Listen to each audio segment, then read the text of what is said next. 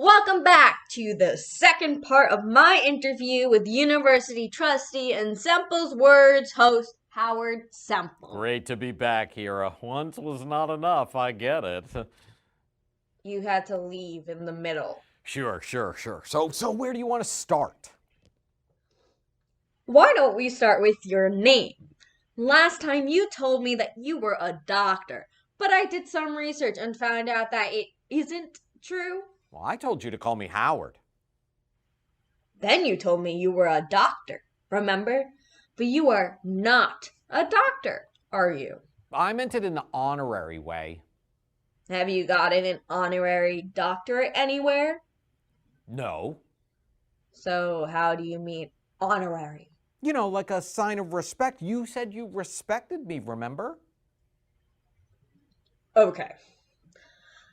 I want to discuss something else you said last time when you were giving me advice about ethical interviewing practices. You said, and I quote, they need you to tell their story. So go right up to them and ask them whatever you want. Then write your story and share their experience with the world. End quote. Sounds good. Mr. Semple, are you familiar with the principles of ethical practice and community-engaged learning, research, and service? Sounds like something I wrote, am I right? It talks about community-engaged scholarship, and it lists 5 key principles I would like to discuss. Let's do it.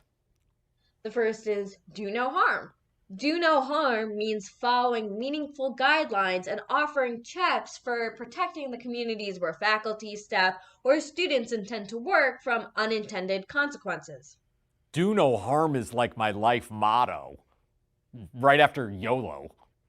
Yeah, of course. The second part is reciprocity and sustainability through ethical, equitable relationships. Those are some mighty big words. Not sure either of us understand them all, but proceed. Too often, research and service projects are done on rather than with communities. True reciprocity and sustainability depend on a commitment to building long-term, equitable relationships in which community partners have equal voices. Exactly how I would have put it. But Mr. Semple, you said I should just go up to people and ask whatever I want and do with it whatever I want, with the information. Call me Howard. Mr. Semple. Please. Fine. Howard. Great, that feels so much better. What were we talking about? Your advice when compared to the ethical practices principles? Yeah, they are totally in sync. Sure, they use more grown-up-y language, but what they said is awesome sauce for me. The third principle is cultural humility. Oh, yeah, no one is more humble than me. Really? Didn't you see our intro episode?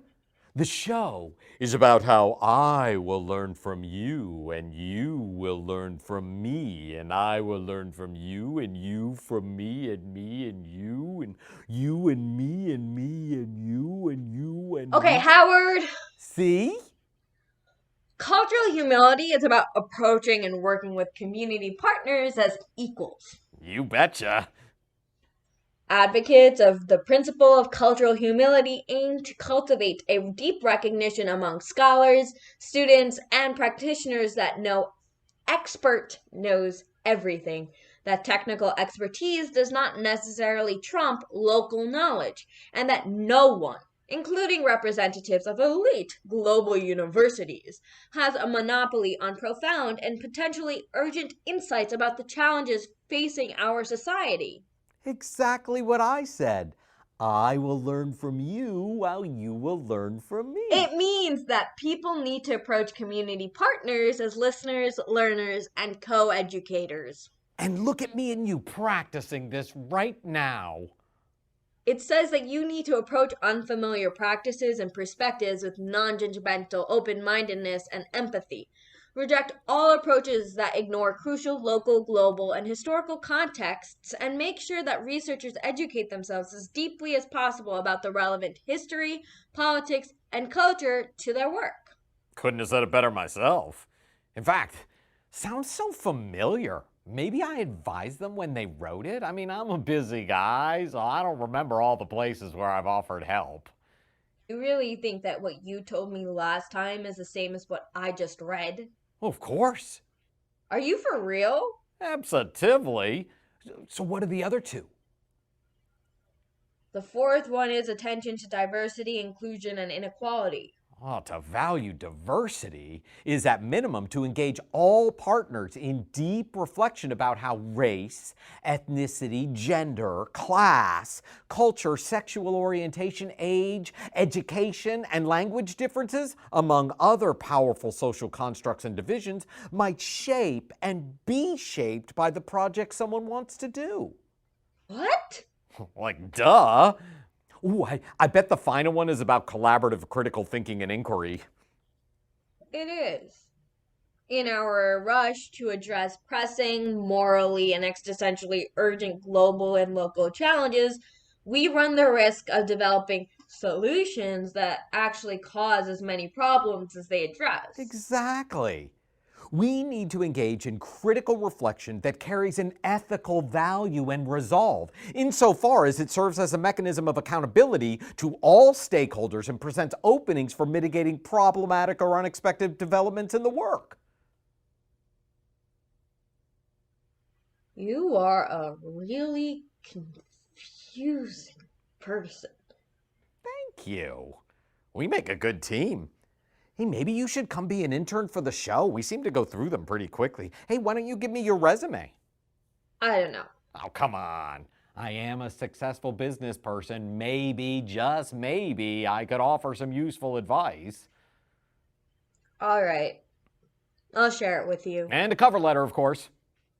What? Oh, okay, I guess. Awesome. Okay, I'll come back next week at the same time and we'll go over it live. Ooh, this is going to be so much fun. Okay, no, let's not do that. Don't worry about it. Really... I'll see you then. Bye. I guess we'll be back for part 3 with Howard Sample soon. Episode 2. Peter Civetta as Howard, Kalpita Chakotay as Hira. Written by Peter Civetta with Kalpita Chakotay, Stephen Poon, and Megan Wood. Created by Northwestern's Office of Undergraduate Research and Northwestern IT with funding provided by the Arthur Vining Davis Foundations.